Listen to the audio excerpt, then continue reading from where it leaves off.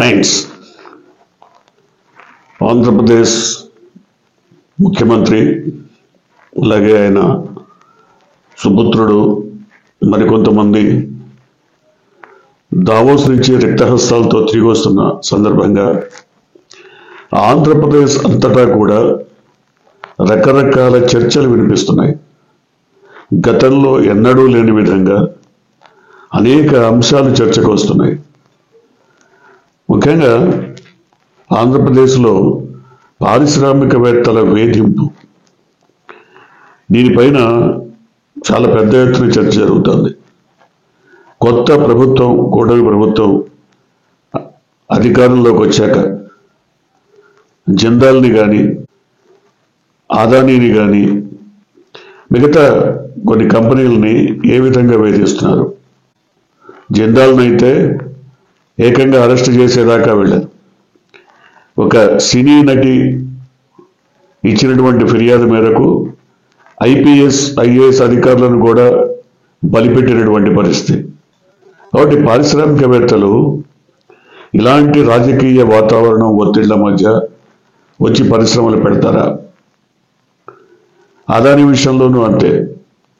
Renewable ఎనర్జీని car చౌకగా కేంద్ర ప్రభుత్వ పరిధిలోనే ఒప్పందాలు చేసుకొని రాష్ట్ర ప్రభుత్వం తీసుకున్నప్పుడు దాన్ని కూడా మీరు విమర్శించి దాన్ని కూడా మళ్ళీ పునఃసమీక్షించాలని, లేదా దానిపైన కూడా జగన్కి ముడుపులు ఉంటాయని ఎందుకు ఇంత రచ్చ?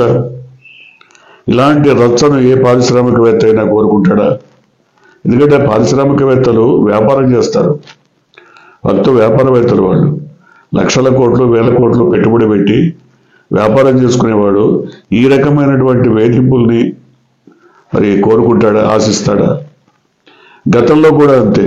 జగన్మోహన్ రెడ్డి అధికారంలో ఉన్నప్పుడు వైజాగ్లోని ఎల్జీ పాలిమర్స్ కానీ రిలయన్స్ సంస్థలు కానీ వీటికి సంబంధించి చిన్న చిన్న సమస్యలు ఏర్పడ్డప్పుడు లేదా వాటికి కొన్ని అవరోధాలు ఏర్పడ్డప్పుడు ఎంత రచ్చ చేశారు తెలుగుదేశం. అసలు ఆ పారిశ్రామికవేత్తలు భయపడి వెళ్ళిపోవాల్సిన పరిస్థితి. మరి ఎల్జీ పాలిమర్స్కి సంబంధించినటువంటి యాజమాన్యంలో కొంతమందిని అరెస్ట్ చేయాల్సినటువంటి పరిస్థితి. సో ఒక పారిశ్రామికవేత్తలు ముందుకొచ్చేటువంటి పరిస్థితి కనబట్టలేదు. పారిశ్రామికవేత్తల్ని సుహృద్భావ వాతావరణంలో ఆహ్వానించే పరిస్థితి కూటమి ప్రభుత్వంలో ఎక్కడ కనబట్టలేదు. అంతేకాకుండా దావోస్ వెళ్ళి అక్కడ కూడా ఇదే అంబానీ, ఇదే రిలయన్స్, అదాని, లేకపోతే జిందాల్, మరొకరు వీళ్ళని అక్కడ కలవాల్సినటువంటి అవసరం ఏంటి? జగన్మోహన్ రెడ్డి అందుకనే ఒక్కసారి మాత్రమే దావోస్ వెళ్ళారు. తర్వాత దావోస్కి ఎవరైతే వచ్చారో వారందరినీ కూడా వైజాగ్ రప్పించడం జరిగింది. ఆయన ఒకటే చెప్పారు, గత ముఖ్యమంత్రి చెప్పినట్టుగా నా పరిశ్రమలన్నీ తీసుకొచ్చి ఆ బురదగుంటలో అమరావతిలో పెట్టండి అని నేను చెప్పను. మా దగ్గర వనరులు ఉన్నాయి, ఈ రకమైన వనరులు ఉన్నాయి, భూమి ఉంది, ఇన్ఫ్రాస్ట్రక్చర్ మేము ఇస్తాం. మీరు తిరుపతిలో పెడతారా, కడపలో పెడతారా, అనంతపురంలో పెడతారా, వైజాగ్లో పెడతారా, మీ ఇష్టం. లేదా ప్రకాశం జిల్లాలో పెడతారా, కృష్ణా జిల్లాలో పెడతారా, మీ ఇష్టం వచ్చిన చోట పెట్టండి. వాటికి కావాల్సిన భూమి నేను ఏర్పాటు చేస్తా, ఇన్ఫ్రాస్ట్రక్చర్ ఇస్తాను, ప్రభుత్వానికి సంబంధించి ఏ రకమైన సహకారం అందించాలో అన్నీ నేను అందిస్తాను. కానీ అదే కూటమి ప్రభుత్వం ఏం చెప్తుంది? మొత్తం తీసుకొచ్చి అమరావతిలో పోగేయండి అని చెప్తుంది. ఇక్కడే తేడా ఉంది. ఎందుకు పారిశ్రామికవేత్తలు భయపడిపోతున్నారు? పారిశ్రామికవేత్తల్ని రకరకాలుగా బెదిరింపులు, ఒత్తిళ్లు, తమ అనుయాయుల్ని అందులో ఉద్యోగస్తులుగా చేర్చుకోవాలనే ఒత్తిళ్లు ఒకటి కాదు, రెండు కాదు, చాలా చాలా సందర్భాల్లో అదాని పైన కానీ అంబానీ పైన కానీ వాళ్ళు రావడానికి ఎంత మాత్రం సుముఖత చూపించట్లేదు. ఆయన ఏదో లుల్లు లుల్లు లుల్లు అని పాట పాడతాడు. లుల్లు అంటే అది ఒక దుకాణం. తెలుగులో అచ్చ తెలుగులో చెప్పుకోవాలంటే లుల్లు దుకాణం. ఆ దుకాణం ఈ హెరిటేజ్ ఉత్పత్తులను కూడా అమ్ముతుంది. అందుకని లుల్లు లుల్లు. లుల్లు వస్తే అది పరిశ్రమ కాదు, దుకాణం అది. మరి మిగతా పారిశ్రామికవేత్తలు ఏంటి? పారిశ్రామికవేత్తల పరిస్థితి ఏంటి? దాదాపుగా జగన్మోహన్ రెడ్డి వైజాగ్లో సమ్మిట్ పెట్టినప్పుడు 11 లక్షల కోట్లకు సంబంధించి ఎంఓయూలు జరిగాయి. అందులో ఆయన దిగిపోయే నాటికి 3 లక్షల కోట్ల రూపాయల పరిశ్రమలు గ్రౌండ్ అయినాయి. అంటే జగన్మోహన్ రెడ్డి చెప్పుకోవడంలో, ప్రచారం చేసుకోవడంలో పూర్తిగా విఫలమైనాడు. పూర్తిగా 100% విఫలమైనాడు. అందువల్ల ప్రజలకి ఏం అర్థం కాలేదు. 3 లక్షల కోట్ల రూపాయల పరిశ్రమలు గ్రౌండ్ కావడానికి ఆయన ఒక ప్రత్యేకమైనటువంటి ఒక సబ్ కమిటీని వేశాడు. మంత్రులు, అలాగే ఉన్నత స్థాయి అధికారులు, సిఎస్తో సహా మిగతా అధికారులు వీరందరితో కలిపి ఒక కమిటీ వేసి వాళ్ళు ప్రతి 3 నెలలకి మానిటర్ చేశారు. ఎంతవరకు వచ్చింది పని, ఎంతవరకు వచ్చింది, ఏం జరుగుతోంది. అలాగే కేంద్రం నుంచి కూడా ఒక కమిటీ వచ్చి వాటిని పర్యవేక్షించింది. సో వాటికి కావాల్సినటువంటి అన్ని అవసరాలు, అనుమతులు క్షణాల్లో చేసి పెట్టారు. ఎక్కడా కూడా రాజకీయ జోక్యం లేదు. రూపాయి ఖర్చు పెట్టాల్సినటువంటి అవసరం లేదు. మరి ఇప్పుడు ప్రతి పారిశ్రామికవేత్త పైన ఒత్తిడి. మాకెంత ఇస్తావు, మాకేంటి. కింద అటెండర్ నుంచి, ఎంఆర్ఓ ఆఫీసులో అటెండర్ నుంచి పైదాకా ప్రతి చోట లంచాలే. జగన్మోహన్ రెడ్డి ప్రధానంగా లంచాలను కట్ చేసి నేరుగా లబ్ధి చేకూర్చే పని, పారిశ్రామికవేత్తలకు నేరుగా వారికి కావాల్సిన అనుమతుల్ని అందజేసే పని, ఇవన్నింటినీ నేరుగా చేపట్టాడు ఆయన. దానివల్ల గ్రీన్కో కానీ, ఇండోసోర్ కానీ, రిలయన్స్ కానీ, బల్క్ ట్రక్ కానీ, ఎన్టీపీసీ కానీ, ఇవన్నీ రెన్యూవబుల్ ఎనర్జీకి సంబంధించి ఇవన్నీ వచ్చాయి. ఇవాళ వీటికి అన్నింటినీ నేను వెళ్ళి రిబ్బన్ కట్ చేస్తున్నాను, లేదా మోడీ వచ్చి రిబ్బన్ కట్ చేస్తాడంటే ఇవన్నీ తీసుకొచ్చింది జగన్మోహన్ రెడ్డి. సో ఆయన అంతే ప్రచారం చేసుకోవడంలో పూర్తిగా విఫలమైనటువంటి పరిస్థితి. అంతేకాదు పారిశ్రామికవేత్తల్ని ప్రోత్సహించడంలో ముఖ్యంగా తను సొంతగా పారిశ్రామికవేత్తగా పరిచయం ఉంది కాబట్టి జగన్మోహన్ రెడ్డి తను కూడా పారిశ్రామికవేత్తగానే వాళ్ళని ఆహ్వానించి వాళ్ళకి కావాల్సిన వనరులు సమకూర్చి మరి రాష్ట్రంలో అవసరమైనటువంటి పెట్టుబడులు తీసుకొచ్చినటువంటి పరిస్థితి. మరి ఇవాళ ఎంతసేపటికి లాభాపేక్ష, తమకేం మిగులుతుంది, తమకేం వస్తుంది, ఇలాంటి ఆలోచనలతోనే వాళ్ళ పరిశ్రమలు రమ్మంటే వచ్చే పరిస్థితి లేదు.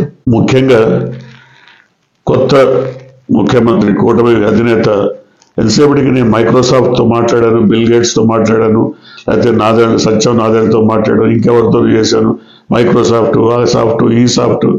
మీ సాఫ్ట్వేర్ని కూడా ఆంధ్రప్రదేశ్కు పనికొస్తాయా రాదా? ఇది ఎందుకు ఆలోచించట్లేదు? ఆంధ్రప్రదేశ్ అనేది వ్యవసాయ ఆధారిత రాష్ట్రం. వ్యవసాయమే ప్రధానమైనటువంటి ఉపాధి వనరు. అక్కడ వ్యవసాయ ఆధారిత పరిశ్రమలు పెట్టండి. దానికి ఇతర దేశాలు ఎక్కర్లేదు, ఇతర పారిశ్రామికవేత్తలు ఇతర రాష్ట్రాల నుంచి ఎక్కర్లేదు. లోకల్గా ఉన్న పారిశ్రామికవేత్తలను ప్రోత్సహించవచ్చు. రైస్ మిల్స్ పెట్టచ్చు, లేదా సాల్వెంట్ ఆయిల్ మిల్స్ పెట్టచ్చు, లేదా ఎక్స్పోర్ట్స్ని ప్రోత్సహించవచ్చు, లేదా షుగర్ కేన్ నుంచి ఫైన్ క్వాలిటీ షుగర్ని ఎక్స్పోర్ట్ చేయొచ్చు, లేదా బెల్లం ఎక్స్పోర్ట్ చేయొచ్చు.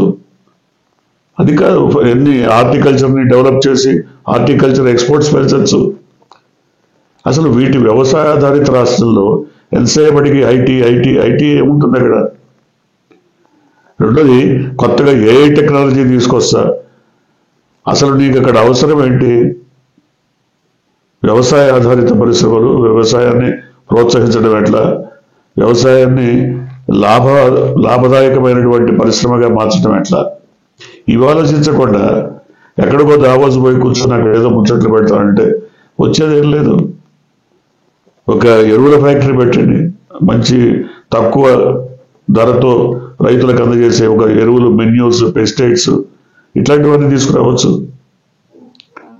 అసలు వ్యవసాయ ఆధారిత పరిశ్రమల గురించి ఏనాడు ఆలోచన లేదు. అసలు వ్యవసాయం గురించే ఆలోచన లేదు.